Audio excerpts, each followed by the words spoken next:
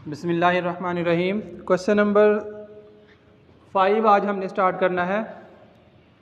Requirement है इसकी, would you consider the following as revenue और capital charge, state your reason in each case. उसने कहा कि नीचे जो दी गई आइटम्स हैं इनको आप रेवेन्यू कंसीडर करते हैं या कैपिटल। तो इसमें स्पेशली जो है ना वो एक्सपेंडिचर का वर्ड उसने यूज़ नहीं किया। तो हम लोग इसको देखेंगे कि ये एक्सपेंडिचर है या रसीद है, इसके अलावा ये देखेंगे कि ये रेवेन्यू नेचर की है या कैपिटल नेचर की है।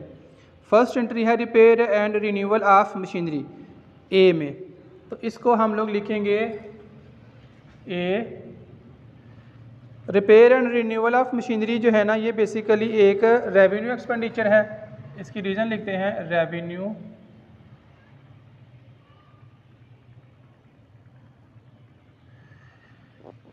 इसकी रीज़न लिखेंगे annual repair of machinery. Annual repair of machinery is necessary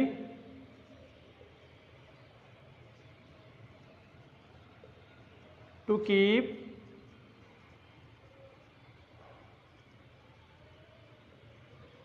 machinery in working condition.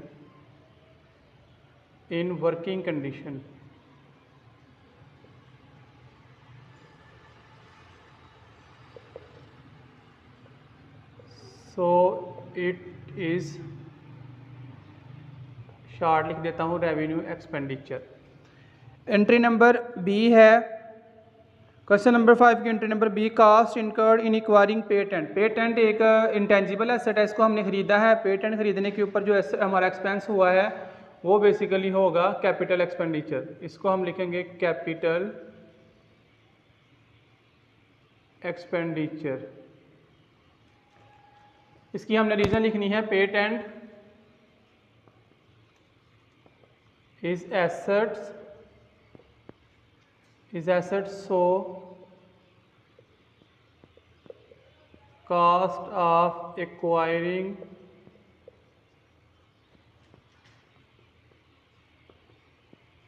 patent is capital expenditure। हमने पेटेंट ख़रीदा, पेटेंट एक एसेट है, एसेट को ख़रीदने का जो खर्चा होता है वो बेसिकली कैपिटल एक्सपेंडिचर ही होता है। एंट्री नंबर 3 है, cost constructing an extra door in building. कोई हमारे पास बिल्डिंग एसेट के तौर पे मौजूद है, उसका हमने एक्स्ट्रा डोर लगवाया है, यानी कि वो उस बिल्डिंग के लिए लाजमी नहीं है, ना ही इससे कोई बिल्डिंग की कोई एक्स्ट्रा एफिशिएंसी इंक्रीज़ होगी। तो ये बेसिक हमारा एक्सपेंडिचर जो है ये रेवेन्यू होगा। इसको हम लिखते हैं number C,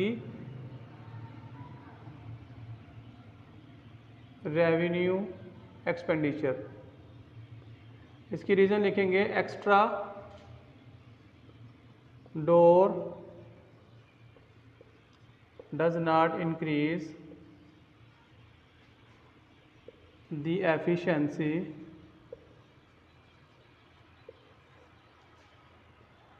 of building, so it is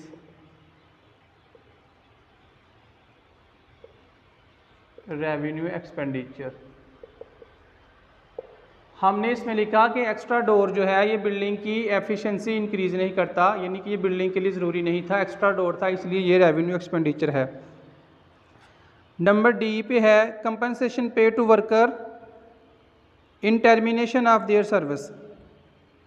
worker को हमने टर्मिनेट कर दिया सर्विस से परमानेंटली, और उसको हमने कंपनसेशन पे की है, उसको पैसे दिए हैं।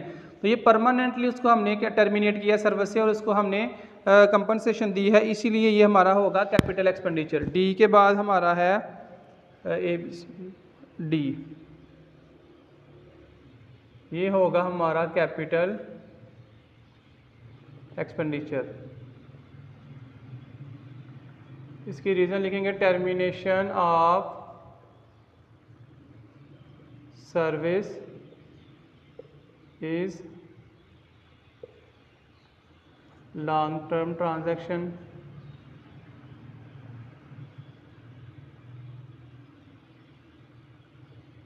सो compensation is capital expenditure. Termination of services long term transaction, हमने जो ट्रांजैक्शन उस बंदे के साथ की है जिसको हमने टर्मिनेट किया है वो एक लॉन्ग टर्म पे किया है, तो इस ये जो हमने इसको कंपनसेशन पे किया ना, ये हमारा कैपिटल एक्सपेंडिचर होगा। आखिरी एंट्री है cost incurred by firm on new advertising new product. हमने इस पूरे चैप्टर में तकरीबन 2 से 3 एंट्रीज ऐसी हैं जो डेफर्ड रेवेन्यू एक्सपेंडिचर होती हैं।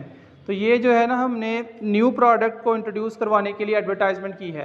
एडवर्टाइजमेंट जो है ना, ये बेसिकली होती रेवेन्यू एक्सपेंडिचर है। अगर ये किसी न्यू प्रोडक्ट को इंट्रोड्यूस करवाने के लिए हो तो इसे हम डेफर्ड रेवेन्यू एक्सपेंडिचर कंसीडर करते हैं। मैं शॉर्ट फॉर्म में लिख देता हूँ, deferred revenue expenditure. Advertising expenses for new product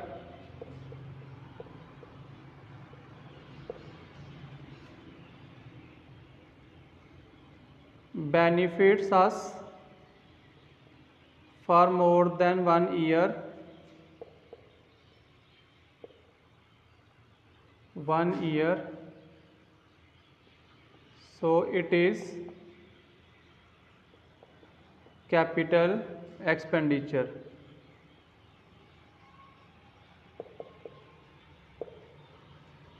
पहला हमारा रेवेन्यू एक्सपेंडिचर था, उसके बाद कैपिटल, फिर रेवेन्यू, फिर कैपिटल एक्सपेंडिचर, और लास्ट वाला जो है ये डेफर्ड रेवेन्यू एक्सपेंडिचर था। क्वेश्चन नंबर 6 हमने स्टार्ट करना है।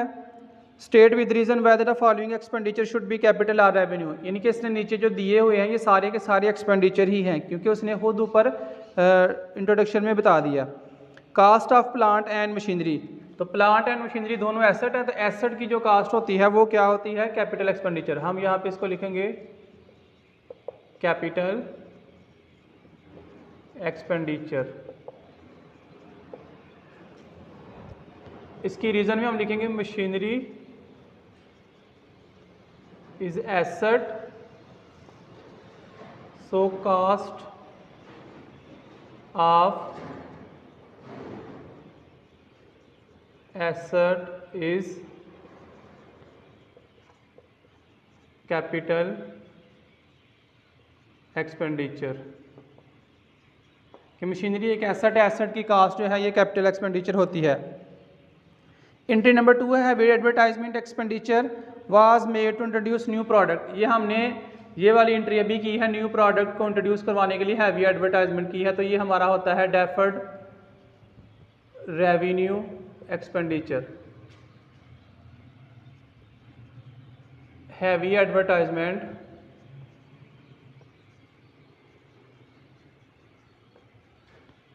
Benefits us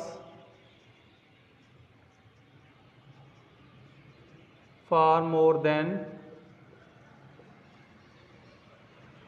1 year, so it is deferred revenue expenditure. कि हैवी एडवर्टाइजमेंट जो है इसका फ़ायदा हमें तकरीबन 1 साल से ज़्यादा अरसे के लिए होता है, इसलिए हम इसे कंसीडर करेंगे, ये डेफर्ड रेवेन्यू एक्सपेंडिचर है। एंट्री नंबर 3 है wages pay to worker for manufacturing goods. Goods बनाने के ऊपर कोई भी हम एक्सपेंस करें वो हमारा होता है रेवेन्यू एक्सपेंडिचर, क्योंकि ये इसका फ़ायदा 1 साल से कम अरसे के लिए होता है, और बेसिकली जो गुड्स होती हैं वो फॉर रीसेल पर्पस होती हैं, तो उन्हें हम कोशिश करते हैं विद इन 1 ईयर सेल करने की। तो इसे हम लिखेंगे goods are produced for resale purpose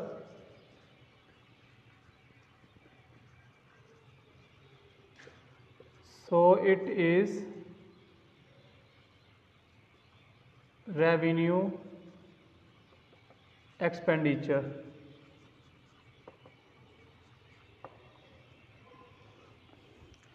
अगली एंट्री है entry number 4 purchase of lease hold land.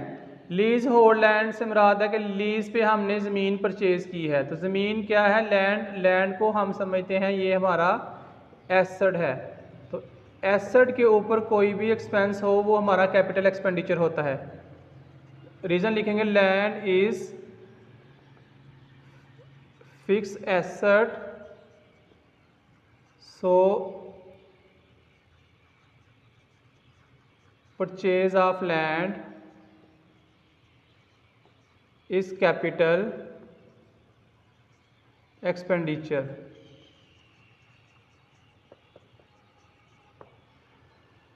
Last वाली हमारी एंट्री है क्वेश्चन नंबर 6 की, discount on issue of debenture. Debenture या शेयर्स, इनमें से कोई भी हो, ये दोनों लॉन्ग टर्म के होते हैं। अगर इन पर हमें रिसीट हो रही है तो उसे हम समझेंगे कैपिटल रिसीट, एक्सपेंस हुआ है तो कैपिटल एक्सपेंस। डिस्काउंट का मतलब है डिबेंचर हमने इशू करने थे, सपोज किए 10 रुपीज़ का एक, हमने 9 का इशू किया है, एक डिस्काउंट दिया है, तो जो हमने प्राइस कम की है ना, वो सारी बात है हमारा एक्सपेंस हुआ है, तो इसीलिए हम इसे लिखेंगे capital expenditure. Debentures are long term, so discount on issue of debenture is capital expenditure. कि डिबेंचर जो हैं ये बेसिकली लॉन्ग टर्म के होते हैं, इनके ऊपर अगर हमारा कोई एक्सपेंस हो तो वो एक्सपेंस हमारा होता है कैपिटल एक्सपेंडिचर। क्वेश्चन नंबर 5 और 6 हमने कंप्लीट कर लिया। इन दोनों क्वेश्चंस में हमने एक्सपेंडिचर्स की टाइप्स और इसके हमने बताया इसकी रीज़न, कौन सा एक्सपेंस है और इसकी क्या रीज़न बनती है। तो ये दोनों क्वेश्चन हमारे हो गए हैं यहाँ पे कंप्लीट।